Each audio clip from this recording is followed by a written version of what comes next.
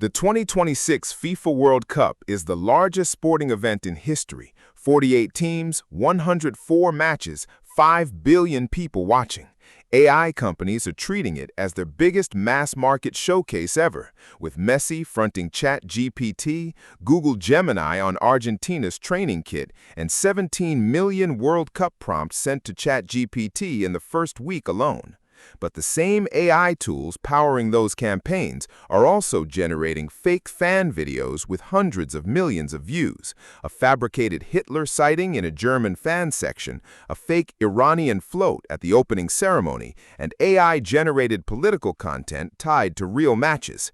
And running the security infrastructure underneath all of it, in 8 of the 11 host cities, is a company called Peregrine, founded by 2 Stanford gymnasts and a Palantir veteran, which just raised $250 million at a $6.8 billion valuation, nearly tripling its valuation in 15 months. 3 stories, all World Cup, all AI, all happening simultaneously. I'm Alex. This is the Read AI. When the 2022 World Cup happened, AI-generated images were a novelty, a curiosity, something researchers demonstrated at conferences. 4 years later, anyone with a phone can generate convincing fake video in minutes using publicly accessible tools. And the largest sporting event in history just became the most concentrated test of what that actually means at scale. The EBU has been cataloging the viral posts that are fabrications. Their finding? Debunking has become a full-time job. For every correction, 3 new fakes arrive, and the correction never travels as far as the original. Start with what happened to Cape Verde goalkeeper Vozinha. Cape Verde held Spain to a 0-0 draw, a remarkable result for one of the tournament's smallest nations. The goalkeeper making his World Cup debut at 40 was a genuine, verifiable, moving story. Then the internet improved it. Viral posts described him as an electrician and a bus driver who played football part-time. The story spread to millions of people across multiple languages. The detail that it was entirely false: Vozinha is a professional footballer with a career spanning Angola, Moldova, Slovakia, Cyprus, and Portugal's second division, traveled far slower. That's the pattern the EBU found across the tournament. Real, verifiable stories competing for attention with inventions that are easier to package and impossible to fact-check at the speed they spread. But Vozinha's story was old-fashioned rumor dressed up for social media. The next category is something newer and more dangerous. Clips showing young women in the stands at World Cup matches have accumulated hundreds of millions of views. Most of them are entirely AI-generated. Belgium's RTBF fact-checking service, Fakey, investigated one of the most widely shared, a clip purportedly showing a Brazilian female fan at Brazil versus Morocco. The match clock in the footage remains frozen throughout. An ESPN logo appears despite the match not being broadcast by ESPN. The video is AI-generated, probably from a photograph using a publicly accessible generation tool.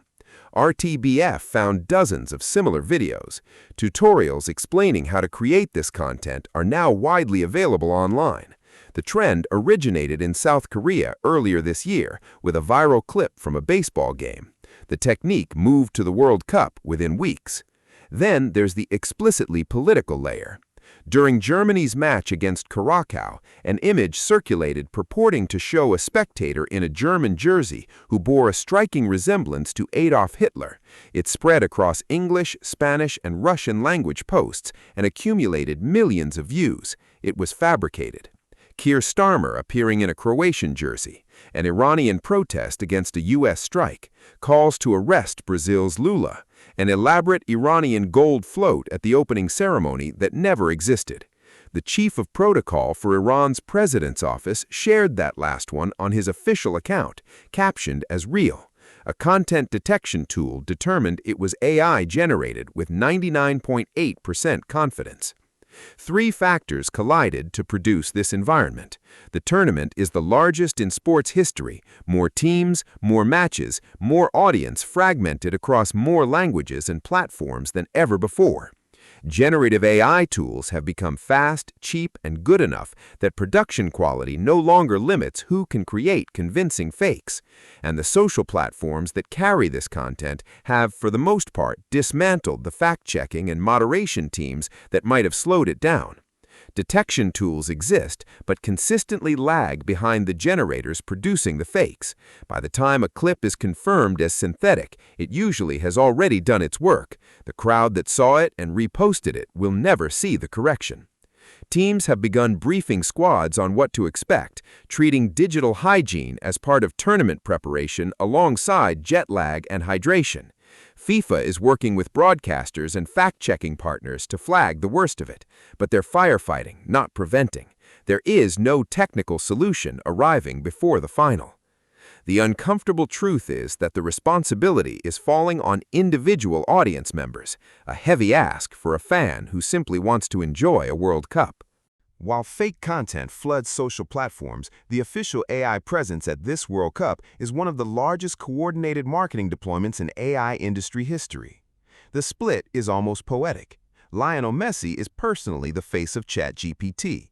The Argentine national team, the defending champions, chose Google Gemini as their main global sponsor, with the Gemini logo on their training kit alongside Adidas and American Express. The world's most famous footballer endorses one AI, his teammates use a different one. The OpenAI Messi campaign launched with a video of Messi using ChatGPT's image tool to recolor his hair in Argentina's blue and white. The same prompt was immediately made available for any user to recreate. Make my hair the colors of my country flag, but keep it natural looking. If no country or image is provided, ask. The reel accumulated 42 million Instagram views. The hashtag Messi mode generated a wave of user-created content that became free advertising across every social platform simultaneously. There's one detail about this campaign that the AI industry found quietly amusing. In January 2026, Messi told Argentine TV show Luzu TV that he does not use ChatGPT or any other AI tool. His wife Antonella, he said, is the real AI user in the house. She turns to it constantly for recipes and other things. 5 months after making those comments, Messi became the face of the ChatGPT global campaign. OpenAI's real test with this campaign is not whether Messi drives downloads. It's whether a fan who tries hashtag Messi mode on day 1 is still asking ChatGPT questions in the tournament's final week. Users sent more than 17 million World Cup-related prompts to ChatGPT in just the first week of the tournament. That's not passive brand recognition. That's habitual use being established at scale. Google's approach is more integrated and long-term. The Gemini deal with the Argentine Football Association goes deeper than shirt placement. Argentina's technical staff is using Gemini for injury prevention, tactical analysis, and decision support during the tournament. Google also partnered with France's national team, became a sponsor of the U.S. national teams in May, and has built fan-facing features across Search, Maps, Waze, and the Gemini app simultaneously. The fan features are worth understanding specifically. Gemini can now reference live match information, scores, highlights, standings, and generate stats, images, and videos around games as they happen. Google Search sponsored a multi-channel campaign with Fox Sports where analysts use AI mode in real time to explain matches, break down soccer strategy, and contextualize country-specific statistics for American viewers who may be newer to the sport. Scheduled Actions, available to paid Gemini subscribers, lets fans set up an automated daily match briefing delivered at breakfast without prompting. Ask Gemini to explain why a team plays a high defensive line, and it generates interactive tactical diagrams instead of a text explanation. There are photo templates that place your uploaded image into team photography scenes. Google describes the World Cup as the perfect stage for Gemini's mass-market moment. Rivals compete for developers, students, and office workers. A World Cup reaches every demographic in every market Google cares about, including Spanish and Portuguese-speaking countries, where AI subscriptions are a hard sell and budget Android phones dominate. The scale is the strategy. The result is something the AI industry has never quite had before: a live, global, continuous duration event where billions of people are encountering AI products in the context of something they already deeply care about. Not because they were looking for AI, but because AI arrived in the middle of their football. Behind all of it, the games, the fakes, the Gemini branding, the Messi campaign, is a layer of AI that most fans will never see or think about. Peregrine Technologies is running the Security Fusion Center for 8 of the 11 World Cup host cities. Fortune exclusively reported this week that the company just raised $250 million in Series D funding at a $6.8 billion valuation, nearly tripling its value from $2.5 billion just 15 months ago. The round was led by Sequoia Capital alongside existing investors. The founders are an unusual pair. Nick Noon competed on Stanford's men's gymnastics team, went to Palantir running special operations, then climbed into a Honda Accord with his college teammate Ben Rudolph and started cold-calling police chiefs. Rudolph had spent time building data infrastructure for refugees at the UNHCR and working at global health tech firm Dimaji. Neither background looks like the obvious origin story for the company now protecting the largest sporting event in history. What Peregrine does is deceptively straightforward. It connects all the data a government agency already has: police records, 911 logs, permit databases, sensor feeds, emergency management systems, and makes it searchable and usable in real time. It doesn't collect or own any of the data. It doesn't create new surveillance capability. It creates a search engine for a city's own institutional memory, with role-based access controls and a full audit trail so supervisors can see who looked at what and why. For a World Cup Fusion Center, that means the security coordinator managing an incident at a stadium can pull together 911 logs, venue security feeds, police records, and emergency management data in seconds rather than minutes. In a mass attendance event with 5 million people in person and genuine security complexity across 3 countries, those seconds matter. The company now serves more than 400 agencies and organizations, covering roughly 125 million people across North America. Noon expects to be working with close to 1,000 cities by year-end. The civil liberties context is real, and Noon doesn't dismiss it. A 2026 ITF survey found that 54% of Americans believe AI-powered mass surveillance is too dangerous. Community members have shown up at city council meetings to oppose Peregrine contracts specifically, citing its Palantir DNA. Noon's response is to not use facial recognition, not create or collect new data, build active flagging mechanisms rather than passive surveillance, and let existing customers do the talking rather than making promises about what the technology won't do. Whether those guardrails are sufficient in a politically charged market is the open question. The GovTech AI market was $25 billion in 2025 and is projected to reach $109 billion by 2035.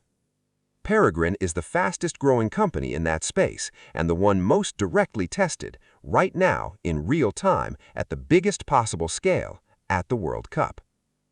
The new $250 million will fund product development, engineering, international expansion, and liquidity for employees who have been building with the company. An IPO is not off the table. It is just, as Noon put it, not the point. His framing of what Peregrine is actually for cuts through the technology abstraction. What is the bottom of Maslow's hierarchy for a city? Safety plus the feeling of safety. That's what empowers people to be their best selves. At the World Cup, 5 million people are trying to be their best selves in stadiums across 3 countries. 8 of the 11 host cities have Peregrine running underneath the experience, invisible, real-time, connecting data that already existed in ways it couldn't be connected before. 3 stories from inside the same event, happening simultaneously. The 2026 World Cup is the first genuinely AI-native major tournament and the first major AI misinformation crisis at sporting scale. Fake fan videos with hundreds of millions of views, a fabricated Hitler sighting, AI-generated political content embedded in match coverage, detection tools that can't keep pace with the generators producing the fakes, individual fans left to figure out what's real on their own. At the same time, the AI industry is using the tournament as its biggest consumer marketing moment ever. Messi for ChatGPT, Gemini on Argentina's kit, Google rebuilding how fans consume football information across Search, Maps, and the Gemini app. 17 million World Cup prompts sent to ChatGPT in the first week of the tournament. And behind all of it, largely invisible to the 5 million people in the stadiums, is a $6.8 billion AI company connecting the data 8 host cities already had in ways that make security coordination possible at a scale it couldn't have been before. 3 different AI stories, same event, same 2 months. The same technology powering the marketing, generating the fakes, and running the safety infrastructure. That's what it looks like when AI arrives at the biggest possible scale. Not clean, not unified, all of it simultaneously pointed in different directions. Subscribe to the Read AI for just the stories that actually matter. Drop a comment. Which of these 3 dimensions of AI at the World Cup surprises you most? The scale of AI-generated misinformation? The Messi ChatGPT versus Gemini Argentina split? Or the invisible AI safety infrastructure running underneath it all? I want to know. Share this with every football fan you know. I'm Alex. I'll catch you in the next one.